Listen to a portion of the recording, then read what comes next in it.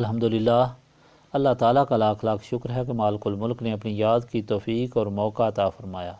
لاکھوں اور کروڑوں درود حضرت محمد مصطفیٰ صلی اللہ علیہ وآلہ وسلم پر، جن کے طفیل مالک الملک نے یہ مہربانی عطا فرمائی۔ سامعین کرام، اللہ تعالیٰ نے قرآن پاک میں ارشاد فرمایا، اعوذ باللہ من الشیطان الرجیم، بسم اللہ الرحمن الرحیم۔ طاسین تلک آیات الکتاب المبین، نتلو علیک من نباء موسیٰ و فرعون بالحق لقوم یؤمنون۔ انا فرعون علا فی الارض وجعل اہلہا شیعا ان یستضعف طائفۃ منہم یذبح ابناءہم ویستحیی نساءہم انہ کان من المفسدین ونرید ان نمن علی الذین نستضعف فی الارض وَنَجْعَلَهُمْ أَئِمَّةً وَنَجْعَلَهُمُ الْوَارِثِينَ وَنُمَكِّنَ لَهُمْ فِي الْأَرْضِ وَنُرِيَ فِرْعَوْنَ وَهَامَانَ وَجُنُودَهُمَا مِنْهُمْ مَا كَانُوا يَحْذَرُونَ وَأَوْحَيْنَا إِلَىٰ أُمِّ مُوسَىٰ أَنْ أَرْضِعِهِ فَإِذَا خِفْتِ عَلَيْهِ فَأَلْقِيهِ فِي الْيَمِّ وَلَا تَخَافِي وَلَا تَحْزَنِي إِنَّا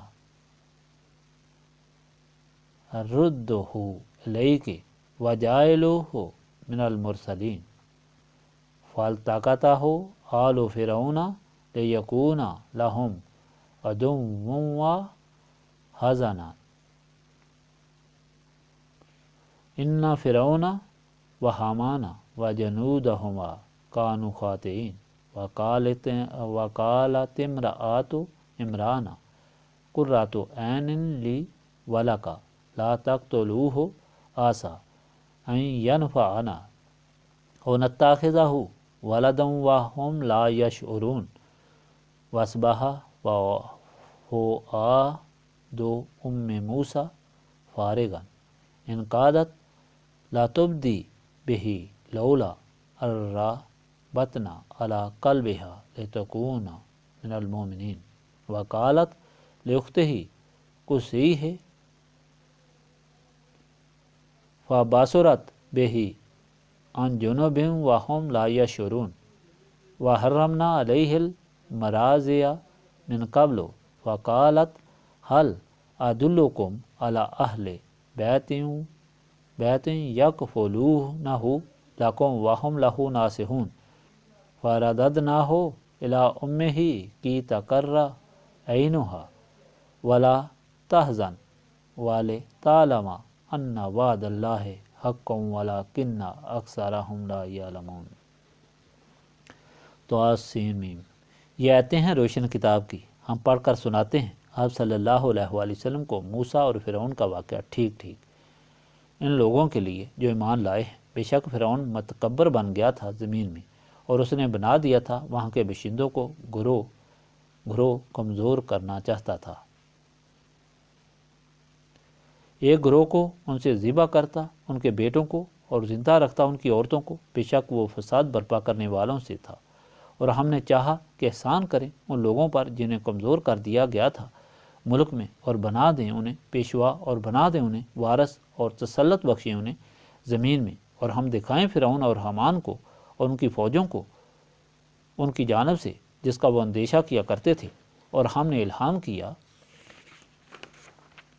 موسیٰ کی والدہ کی طرف اسے بے خطر دودھ پلاتی رہے، پھر جب تمہیں اس کے متعلق اندیشہ لاحق ہو تو ڈال دینا اسے دریا میں، اور نہ ہراساں ہونا اور نہ غمگین ہونا، یقیناً ہم لوٹا دیں گے اسے تیری طرف، اور ہم بنانے والے ہیں اسے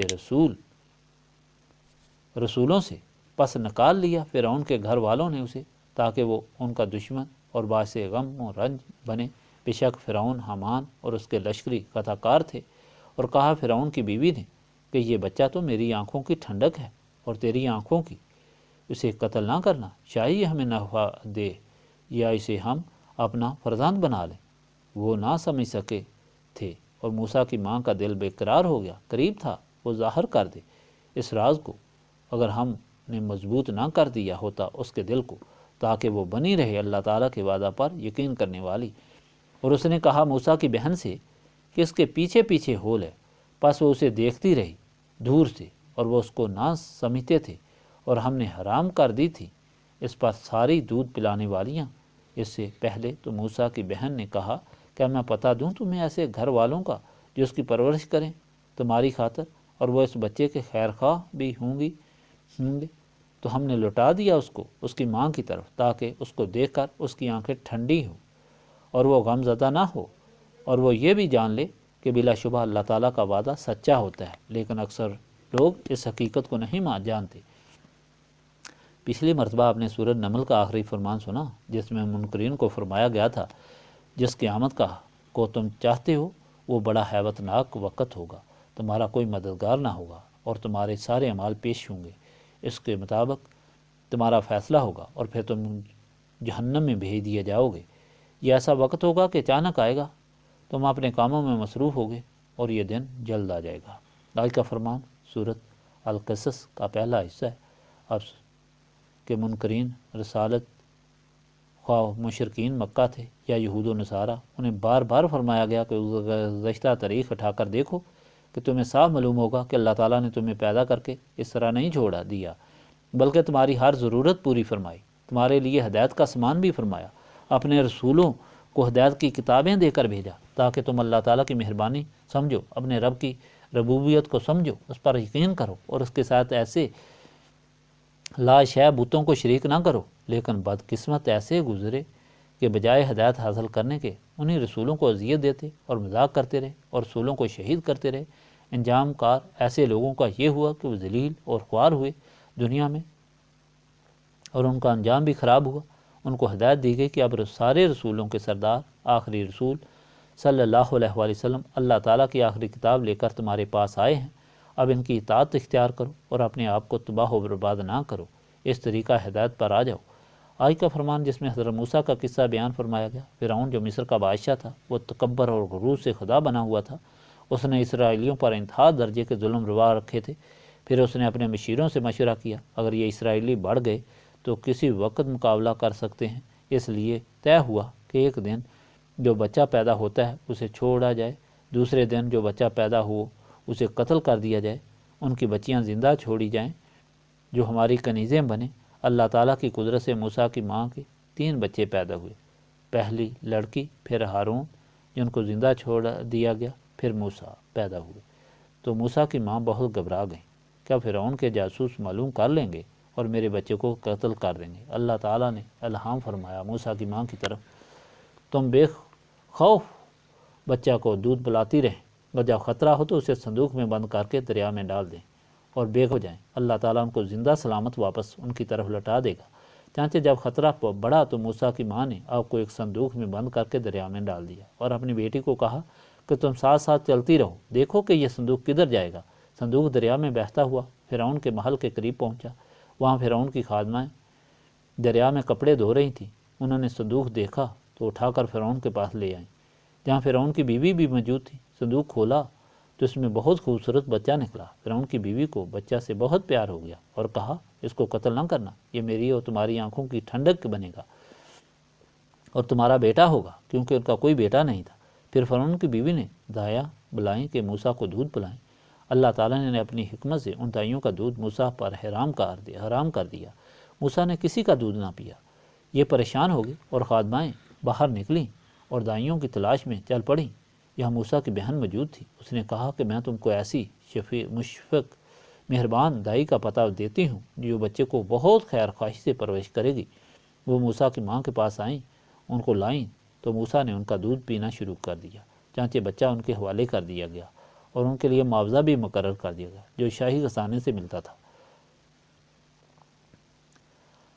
اور اب دیکھو کہ اللہ تعالیٰ جو چاہتا ہے کرتا ہے، کوئی کسی تدبیر سے اللہ تعالیٰ کے پروگرام کو نہیں روک سکتا۔ فرعون کا دشمن فرعون کی گود میں پلنا شروع ہوا جس نے سارے ظالموں کو غرق کرنا تھا، اور کس طرح موسیٰ کی ماں سے اللہ تعالیٰ نے وعدہ پورا کیا، بے شک کہ بچہ بھی ان کو واپس مل گیا اور اپنے بچے کو دودھ پلانے کا شاہانہ معاوضہ بھی ملنا شروع ہو گیا۔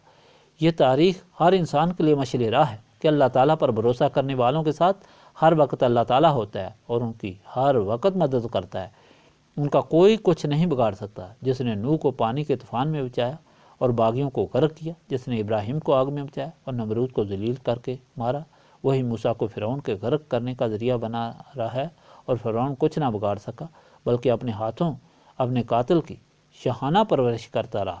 اب یہ اللہ تعالیٰ پر بھروسہ ہے جو دونوں جہانوں میں کام آتا ہے، جس کی موجودگی میں کوئی کسی کا کچھ نہیں بگاڑ سکتا۔ یہ کس طرح حاصل ہو سکتا ہے جب انسان کا دشمن شیطان رگوں میں خون کے ساتھ بھاگ رہا؟ صرف ایک ہی ذریعہ ہے کہ اسے ایسی روشنی مل جائے کہ جس سے دل و دماغ روشن ہو جائیں اور ان انوار کی طاقت سے شیطان کو مغلوب کرے، اور یہ روشنی صرف اور صرف نسبت رسولی صلی اللہ علیہ وآلہ وسلم سے ملتی ہے، جس کی برکت سے انسان دونوں جہانوں میں سرفراز ہو جاتا ہے اور اللہ تعالیٰ کی پناہ میں رہ کر زندگی گزار سکتا ہے، اور آخرت میں اللہ تعالیٰ کے انعامات سے مستفید ہو سکتا ہے۔ یہی وہ نسبت رسولی ہے جس کو حاصل کرنے کے لیے ہم یہاں بیٹھ کر اللہ تعالیٰ کی یاد سے سینوں کو صاف کرنے کی کوشش کرتے ہیں۔ اللہم صلی علی سیدنا محمد وعلی آلہ وصحابہ صلاۃ تکون لنا مانا من کل خوف۔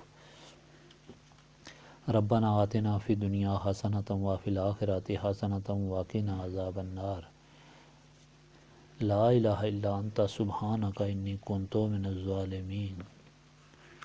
رب اغفر وارحم وانت خیر الراحمین۔ انت ابدی فی الدنیا والآخرہ توفنی مسلما والحقنی بالصالحین۔